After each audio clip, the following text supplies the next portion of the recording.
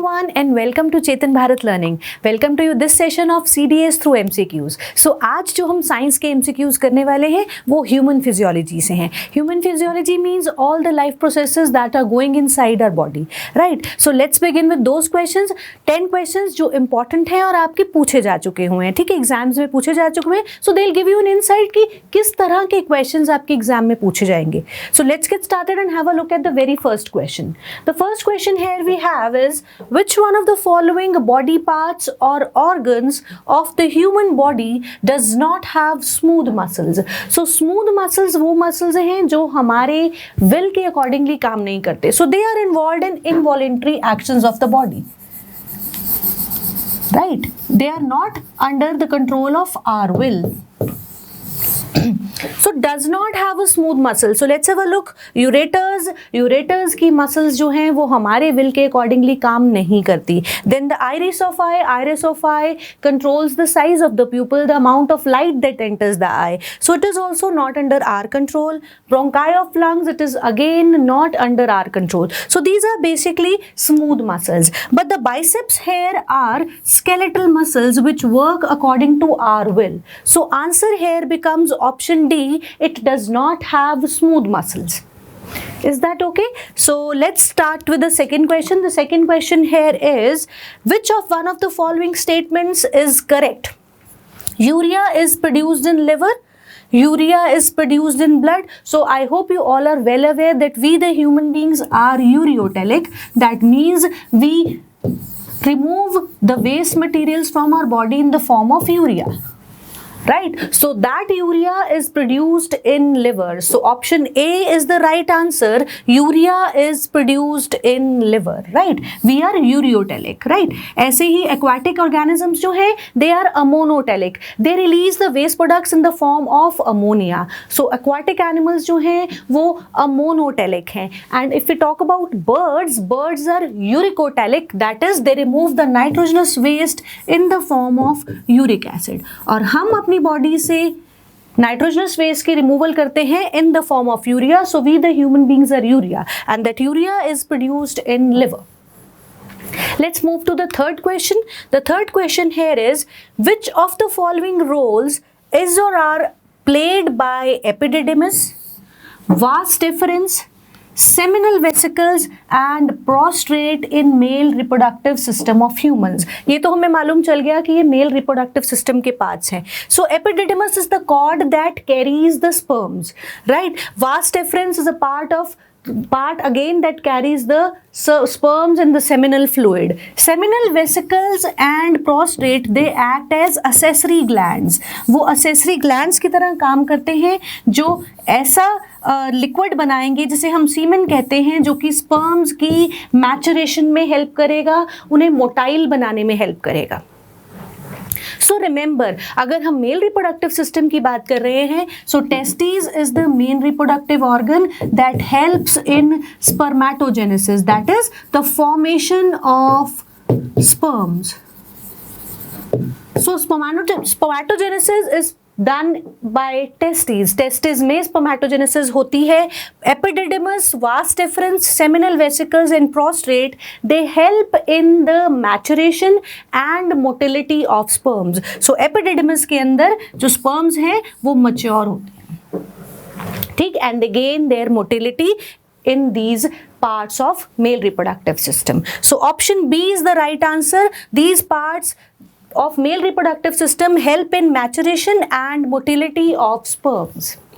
Is that fine? We move on to the question number 4. The foul smell of urine of a healthy man. All of us know when urine is allowed to stand for a while, it gives a stinking smell. बहुत foul smell आती है. Why is it so? When spilled on floor is mainly due to the bacterial decomposition of. So remember the smell in urine is because the urea gets converted into ammonia. Right, when it is allowed to stand for a while it converts into ammonia. So the smell of urine is because of conversion of urea into ammonia. Option D is the right answer. Let's move to the question number 5. Question number 5 is, which one of the following hormones is essential for the uptake of glucose by cells in the human body? So all of us are well aware कि human body के अंदर the amount of glucose जो है blood के अंदर is maintained by homeostatic, जो है exact amount जो है ग्लूकोज की वो मेंटेन करता है insulin hormone. So insulin is responsible for regulating the amount of glucose present in our body. So insulin hormone which is secreted by the islet of Langerhans, pancreas के cells हैं उनसे secrete होता है insulin. It is essential for maintaining the glucose level, right. So अगर कुछ भी insulin की amount में कमी आती है, so that leads two diabetes, right, because the blood glucose sugar level जो है वो राइज कर जाता है, ब्लड ग्लूकोज लेवल राइज कर जाता है, so that is diabetes, right. So glucose के लेवल को मेंटेन करने के लिए ब्लड के अंदर 2 हार्मोन्स काम करते हैं, insulin and glucagon. Insulin lowers the blood sugar level and glucagon raises the blood sugar level. So both of them work antagonistically, एक दूसरे से opposite काम करते हैं. So अगर हम ये वाला question देखें, for the uptake of glucose by the cells, so that is done by insulin, right? Next question we have, biological catalysts are protein molecules which speed up a chemical reaction. So biological catalysts are basically enzymes. So these are those molecules, catalyst का मतलब ही यही है, catalyst का काम ही यही है कि वो कैटालिसिस करे. That means it speeds up a chemical reaction and it does not get used up in that chemical reaction, right. So they speed up a chemical reaction, remain unchanged after reaction, very right, they are not involved in the reaction and they function optimally at the body temperature, that is 37 degree Celsius, and they do not have an enzymatic activity. So this fourth statement is wrong. They do have an enzymatic activity. So enzymes are basically biological catalyst, right? Select the correct answer using the code given below.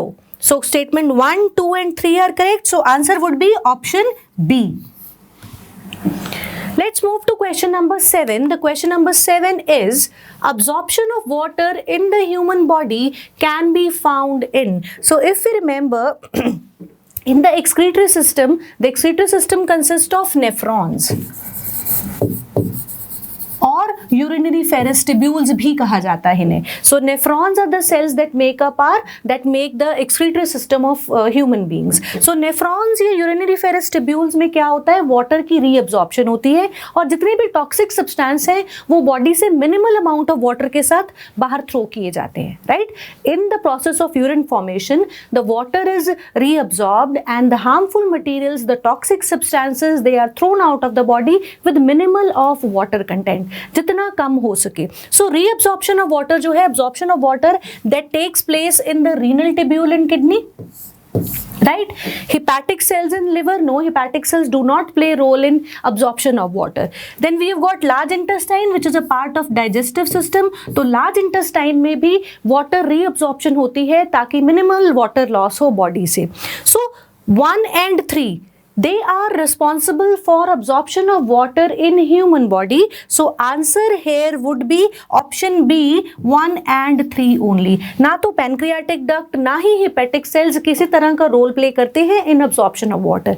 The absorption of water is done in the renal tubule of kidney and the large intestine. ठीक जी. We move on to the next question. Question number 8. Which one of the following is the correct pathway for the elimination of urine? So if we remember, the urinary system consists of kidneys and then there are ureters, then there is urinary bladder and in the end there is urethra. ठीक जी, कुछ इस तरह से होता है. So the correct order of urine formation is, यहाँ से kidneys में urine formation हुई, it comes down through ureters, then to the urinary bladder and then through the urethra via the sphincters. 2 sphincters होते हैं यहाँ पे, controls हैं जिससे हम micturition, that is the act of passing out urine, the urine is thrown out of the body. ठीक है. So the correct pathway of elimination of urine is kidneys, then the ureters, then the bladder, and then urethra. So option A is the right answer. Clear?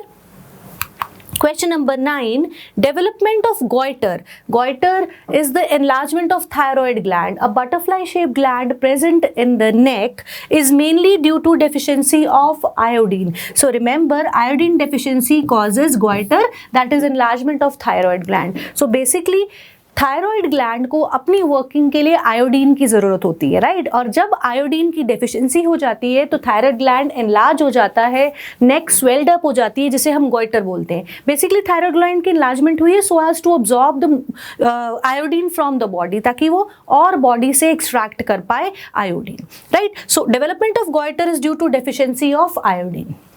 The next question, question number 10th, is again related to thyroid gland. Let's have a look at the statements. Consider the following statements.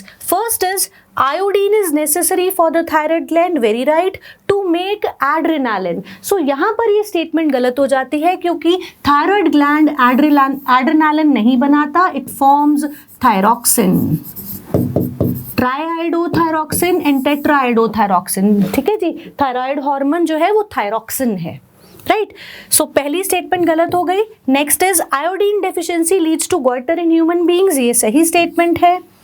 Iodine is secreted by pancreas and helps in regulating cholesterol level, again ये गलत है. It does not regulate the cholesterol level, it is not secreted by pancreas, rather iodine हम अपनी diet में लेते हैं, right? So which of the following statements are correct? Only statement 2 is correct, so answer would be option D.